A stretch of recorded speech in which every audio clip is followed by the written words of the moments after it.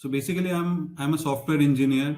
I used to work as a software engineer at one time, and then I moved on to become a bank manager. I used to work in corporate finance for a while, and then I started my own software startup in 2017.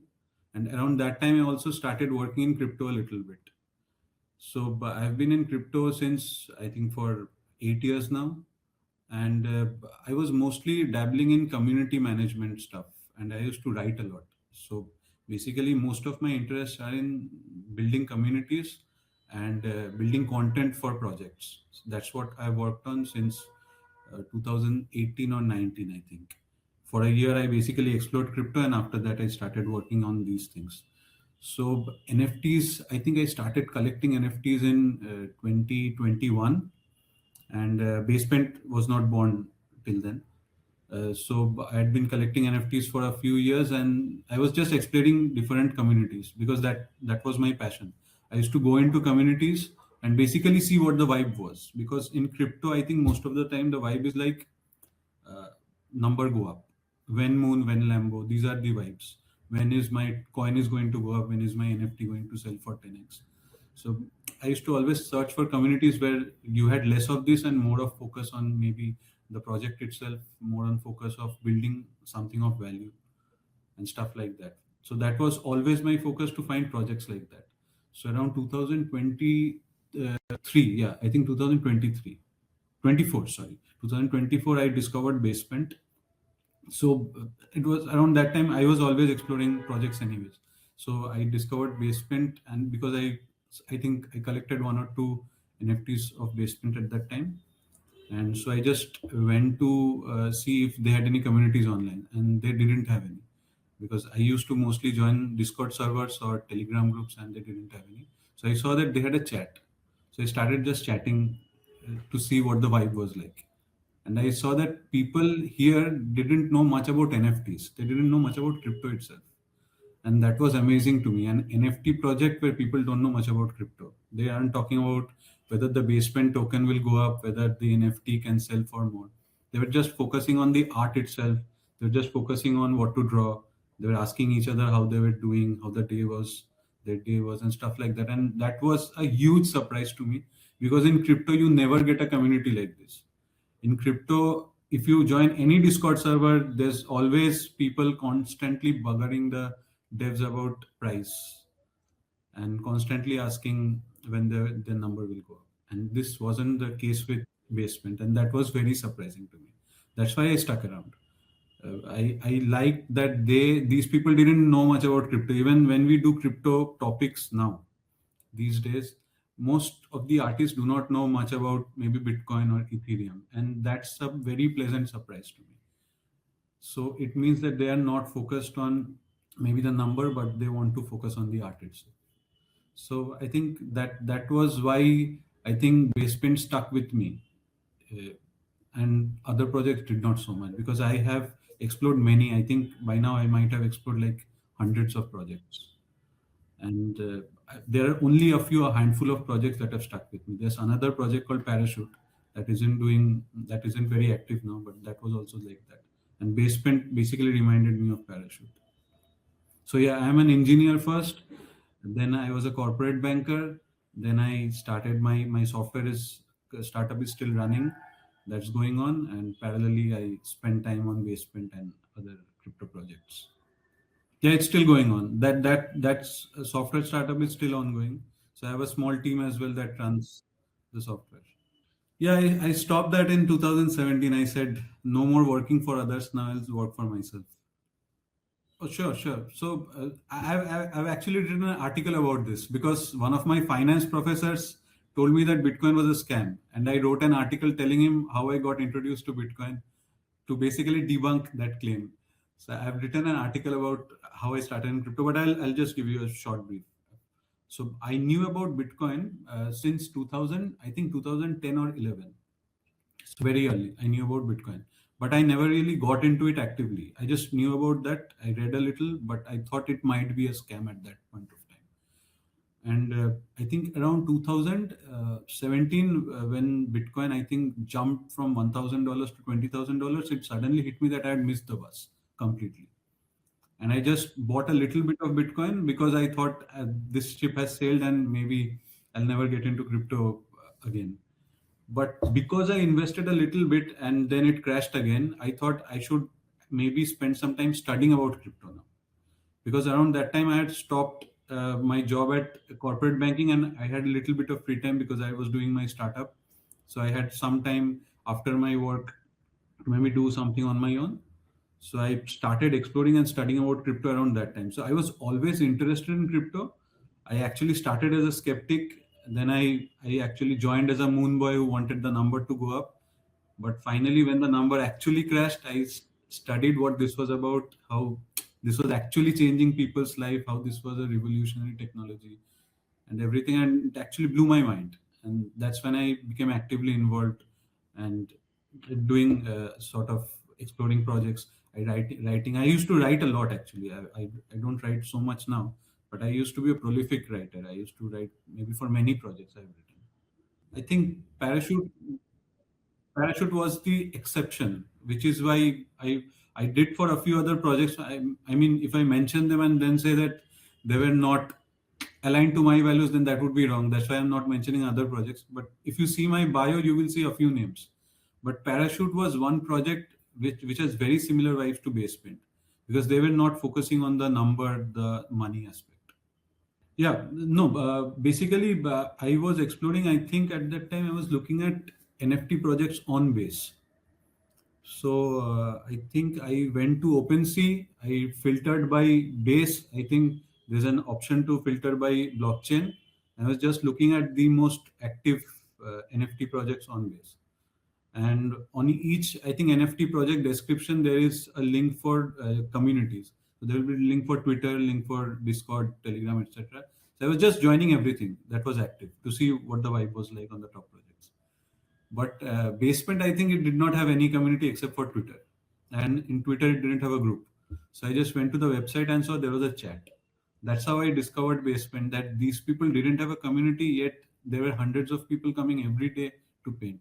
So that was very surprising to me that they didn't have any Telegram, any Discord, nothing. But every day I saw maybe the same hundreds of people come, save something on blockchain, and then write something in chat asking about the weather. And that was very intriguing to me, that why would someone spend hours of their day on this project? And that's why I joined and started talking to these people. To me, Basement basically is a community of artists and also people who want to be artists. And there's a community that does not turn away anyone.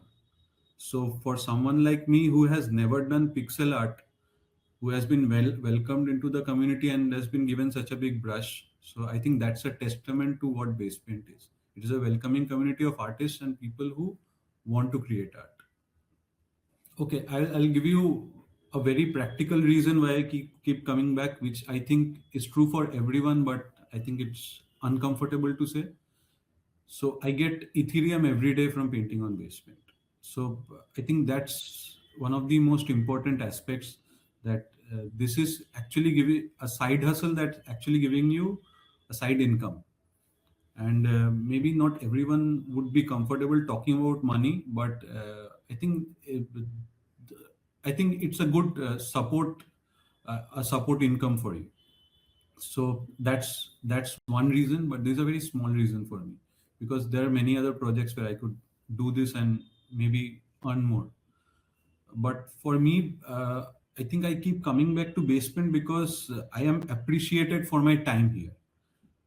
Because I grew from a brush that was 100 pixel in size to 6,000 pixels without being an artist, because every day I contributed something and people appreciated it, and they appreciated it both in terms of praising my work or saying it was great or whatever, but also upgrading my brush over time. So I think my time in Basement is people value other people value my time in Basement as much as I do, and that's something that I think is why I come back to Basement. Because I mean, I don't think I am a great artist, obviously, because I am not a professional artist, but I've learned a lot from these people. This was not my career plan. I was not planning to become a pixel artist ever. But today I can talk about anti-aliasing. Today I can talk about what dithering is. So I didn't know any of this stuff. Everything has been taught to me by actually awesome artists who work in basement, like Stella or Nima or Jude or Manitel. So I learn a lot from them. This was not my plan, but yeah, I think my time is appreciated here, and uh, my time is also appreciated in terms of the money. So I think this is why I come back to basement every day. Yeah, from zero, from scratch. I mean, my first drawings were all stick figures. I was drawing a body, two hands, two legs. That those were the first drawings on basement. I didn't know what pixel art was. So every single thing I've learned from here just by talking to these people. Yeah, I mean, I can draw with pixels, but I don't know if it's called pixel art or not. But yeah, I can draw with pixels now. Yeah, I mean, it's amazing, a crypto project where people don't care about crypto. It's such a welcome break, because every other project people are going to make you absolutely mad. You actually become disillusioned after a time, because in every group you go and people are just constantly asking when is the price going to go up, and suddenly there's this one project where no one's asking that because they don't care. And it's amazing that they have been able to maintain this as well. I think that's an amazing part of Basepaint is basically it's actually, I think, one of the best DAOs in operation, because you see a lot of DAOs and then you see Basepaint where actually people are drawing a cohesive drawing. Hundreds of people are drawing one cohesive painting every day, and it's over 24 hours. So in 24 hours we have a new theme. We are planning what to draw in that theme, and somehow magically at the end of 24 hours we actually have a picture which looks like one person painted, but it's actually hundreds of people painted that. That's, I don't know, it's maybe magic. It's also a lot of people deliberately focusing on making it cohesive. uh, I would like to believe that I'm also part of that, because I love community management. I love to coordinate between people. I love to plan and see those plans in action and executing them. So everyone has strengths and weaknesses. So maybe some people do not coordinate that much and they just paint over each other, but somehow we are able to figure out maybe if one person painted over someone else. Sometimes we will plan to keep maintain that artwork, but somehow able to integrate others work as well, so that it doesn't seem like it was a patchwork, that it was plopped over someone else's work. So a lot of, I mean, deliberate decision making also goes into this. It's also magic, but maybe good planning at the end of the day is magic. So yeah, I think Basement is basically one of the best DAOs in action in the world. Give us any theme, any day, 24 hours later, we have a cohesive picture for you. And hundreds of people painted that. Magic. Yeah, yes, you're right, you're right, actually, in that aspect. I think we learned. Basically, the first maybe 5, 6 months was a learning experience. Everything was a collage. Everyone was drawing on top of each other. But maybe I think every day we learned how to improve that. And I think after, you're right, after I think we got a bigger canvas, 25, 256 into 256. I think we realized that we can't start making larger collages. So maybe tomorrow, if we go 512 into 512, we can't start making even more collages. So I think somehow we figured out that we can't be doing this forever. Collectors also, I think, even become tired if they see the same type of images every day. So over time, we learned, and then we decided that we have to be better than this, and we have to collaborate better. Everyone also basically basically played a part in this. It was not just maybe 5 people or 10 people deciding. Hundreds of people decided and agreed that yeah, we have to do this. Why do people collect? This is, I think, this is question that we are still trying to figure out. Why do people collect? But The first and foremost reason is speculation, obviously. The initial canvases always minted like thousands of pieces. Now we mint about hundreds. So speculation was is the most, I think, fundamental aspect of NFT collection. But I think now the people who mint are actually collectors.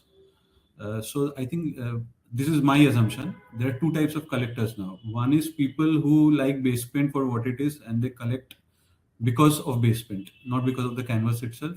And there's the second, like me, who collect if the canvas is nice. So if I feel nice and cozy, and if I enjoyed the experience of painting in that canvas, I mint it. So I think currently people collect for those two reasons, and we have less of speculators. We do not have that many speculators now. So every day we have a steady number of collectors, about hundreds of, roughly 100 mints. And I think those are either people who are very loyal to basement or people who like the canvas. So we actually have, you're actually right. We actually have collectors now. Earlier we used to have a lot of speculators. We actually have collectors, which is also a rarity in NFTs. You do not get collectors, you get speculators. Yeah, I mean, collectors can speculate, but these are not people who will sell a basement canvas just because it maybe 2x. These are people who will still hold on to dearly to a canvas because they like the artwork. So I mean, someone who's maybe collecting Da Vinci work is also a speculator, right? But he's holding on to that work because he appreciates the artwork itself. So I think that's how I am differentiating. I'm not considering a speculator as a collector because I am considering a speculator as someone who doesn't hold on to the artwork dearly. He just collects maybe 5 pieces to sell it at 2x. So that's how I am differentiating. Maybe it's not accurate, but that's how I'm seeing it in my mind. Yeah, so like I said, that base paint income, I consider it as an income, but I have never tilled it. So this is from 2017 since I got into crypto. I have never sold a single cent of crypto or an NFT till date. So everything I've earned or I've collected or I've minted, everything is still exactly there. So all the basement earnings that I've made, it's still there in my wallet. So I consider it as an income because obviously it's a daily thing that comes into my wallet, and I can see that dollar value or the Ethereum number go up. So from that perspective, it's an income for me. But I do not use this income for my lifestyle expenditure. So I have my other sources of income for that.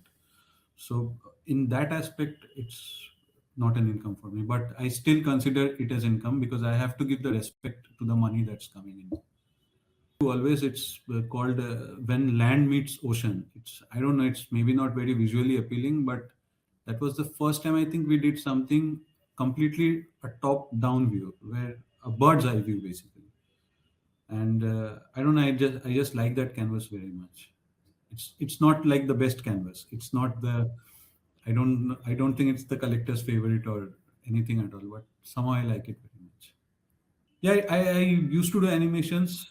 I don't do much because animations are really hard. You have to plan it a lot and you have to coordinate with people. You have to hope to God that nobody paints at your spot. Then you have to completely redo your animations again. So I used to do a lot of animations. I think after photorealistic portrait, that was Jude's, I think, wedding canvas. Stopped animating after that. But I love doing animations. I love watching people animate.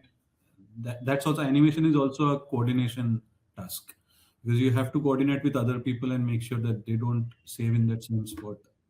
Sometimes you have to take help of others to animate together if you're doing a bigger piece. So I've done a few animations. I'm proud of them, but yeah, I don't animate much because it takes a lot of effort. No, it's actually intuitive. Once you get into basement, I mean, the community is amazing and everybody is ready to help always. And it also, I think, because people are ready to help, it becomes intuitive. Because you sometimes you see someone, maybe someone drawing a sphere, and earlier maybe if when I was not in basement, if I was drawing a sphere, I would draw a circle. But then I realized that no, a circle is not enough. Then you have to shade and you have to give it a shadow. And you have to make sure that the surface where it's falling on, that should have a shadow as well. So stuff like that you see others do, and then you realize, oh, I drew a circle and that guy drew actually a sphere. So now I know the differences. And if you ask in chat, people are ready to help. I mean, these are huge artists. Some of these people are, they have huge collector bases and they're very humble. And that was very surprising to me. But yeah, I guess great artists are also good people, right? So, but Jude, I mean, Jude is a huge artist. He's done so much work. But if you ask him anything, he's always ready to help. Manitel, I mean, everybody, Bombadillas. I think you talk to many of them. I mean, these people have huge collector bases. They don't need to spend so much time here explaining to us, but they do. They spend time. They make sure that newbies are helped. They make sure that they appreciate basement as well. I'm very thankful to all of them. I'm very grateful to them. And yeah, everything I learned from them as well. Sure, sure. So I'll tell you how I spend my time on basement. So I always have a tab of basement open. So whatever work I'm doing, whether I'm having a call, whether I'm emailing, I always have a tab of basement open, and somehow I always do alt tab and see what's going on there. Every, I think, 15-20 minutes, I'll do that. So by that logic, I'm on basement like 10-12 hours a day because I'm constantly checking the chat. And whenever I get, say, maybe 2-3 hours, I'll paint something, and I'll just do a quick scroll of the chat, and I paint. And my basically how I work in Basepaint is I will always go through the entire chat to make sure that I'm basically up to date with what's going on, and I'm not drawing over someone else, because for me coordination is a big thing. So I try to make sure that I'm not drawing over someone else. I'm not taking someone else's spot, because I can understand that everyone else here is an artist and I am not, and I should not be hijacking their spot. So I basically make sure that I'm not drawing over someone else. I'm up to date and I'm drawing something that's correct. And for me, the first thing to check in Basement is what is the to dos, because the theme proposer will often have a few points to do, like maybe draw a certain character somewhere, or maybe make some changes. And I try to complete that first, because not everybody has time to read through the chat and see what needs to be done. So that's the first thing I do in Basement. I just see what's the to dos from the proposer, and I complete those, and then I go back to my work, and then I come back sometime later and find what else to draw. So yeah, I don't, basically, people who I think spend use Basepaint as like full time occupation, I think they spend more time, and I spend, I think, more time on Basepaint reading chat. That might be the difference. I spend less time actually painting and more time chatting and reading chat, while others spend more time drawing and less time chatting. I think that's how we basically find a good match, right? Someone's keeping up to date on the chat and someone's keeping up to date on the art. Yeah, with theme voting, it's mostly each person decides what they want to vote for.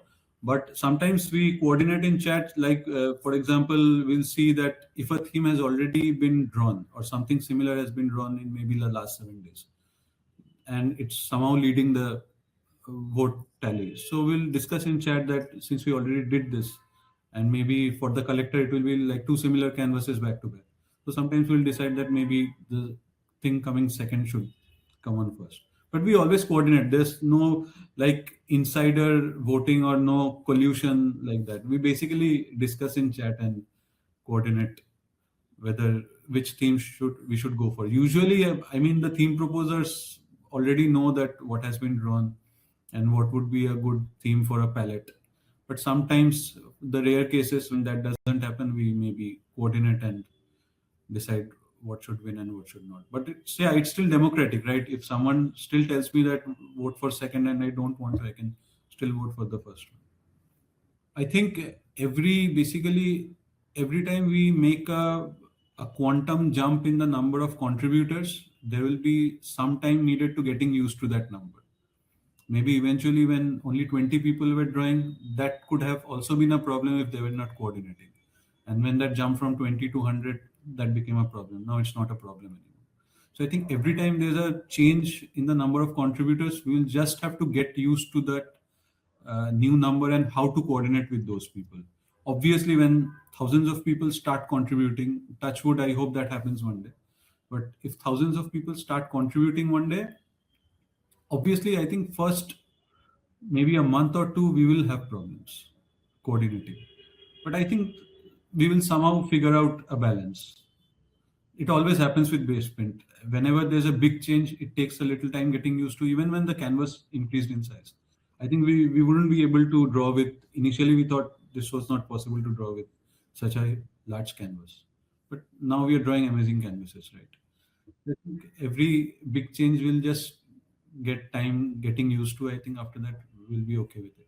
Thousands, I'm still, I don't know how we'll coordinate, but when that happens, I think we'll surely figure out what happens, how to handle that. Yeah, I mean, I haven't really. This is a good question to ponder upon because I'm living basement day to day, and I haven't really given that much of a thought. But I always thought that Basepaint was one project on base, maybe eventually on Ethereum as well, which actually was able to hold on to a lot of good artists.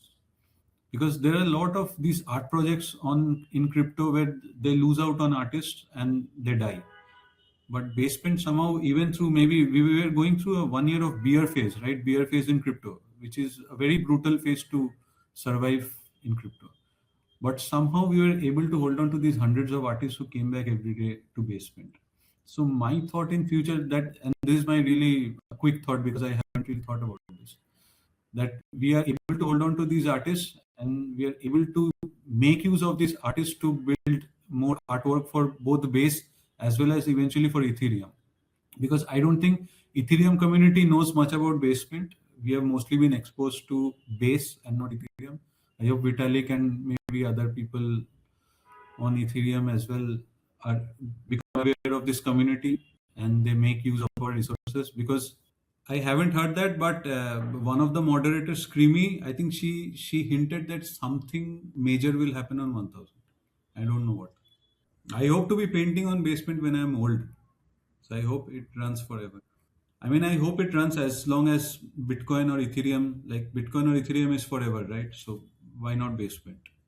Right, right. So I was saying that I haven't really given a lot of thought to this, but since you brought this up, I'm just giving a like off the like knee jerk reaction to this because Basepaint, I don't think it has reached Ethereum communities that much. People on Base know what it is, and a lot of the crypto, and I don't know if this got recorded in the last one, so I'm saying this again. So a lot of these art projects lose their contributors over time quickly because they are not able to hold on to their core values, maybe because they focus on the wrong things, they focus on the money, and they eventually lose why they build the project in the first place. So Basepaint has been able to hold on to those core values, so they have been able to hold on to these contributors as well. So that's a rarity in crypto where you are able to hold on to their core value, and somehow that also helps to hold on to your community as well. So since we have been able to hold on to some of our most valuable contributors, I hope this is recognized by Ethereum eventually as well, not just Base. Over the bigger, I hope the bigger crypto community also notices this. That here is a NFT project where the core contributors did not lose hope. They did not stop contributing because numbers went down. In fact, they have been contributing even more now. So I hope people from Ethereum Foundation, Vitalik, I mean, more people eventually learn about base paint and what we can do. That was my hope. I mean, I didn't really put a lot of thought into this because just because you asked, this is like off the cuff reaction about what could be the future for basement. Sure. I mean, not really. I mean, I hope the people who come to basement every day realize what a special place this is. This is not just a place to farm your pixels or to earn a little bit of money because money will come and go. And you will eventually find out a way to make money anywhere, not just basement.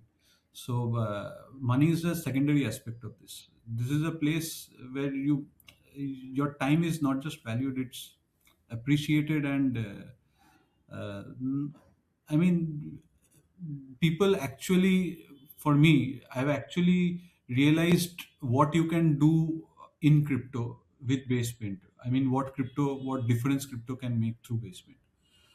I mean, obviously, the money is one aspect of it, but you actually find a community to talk to. I've seen people who are mentally down, who are not feeling really well, come to Basepaint chat just to feel better for the day.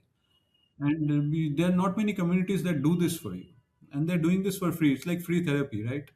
So who does that? And Basement does that. So I hope people realize what a special place they are in, and they can appreciate Basement for what it is. I mean, that's my parting thought for Basement. It's free therapy for me as, I was talking to, I think I was talking to Stella about this, that Basement is actually free therapy. So you feel bad, just come to Basement, chat, place a pixel, draw something funny, and you will feel better.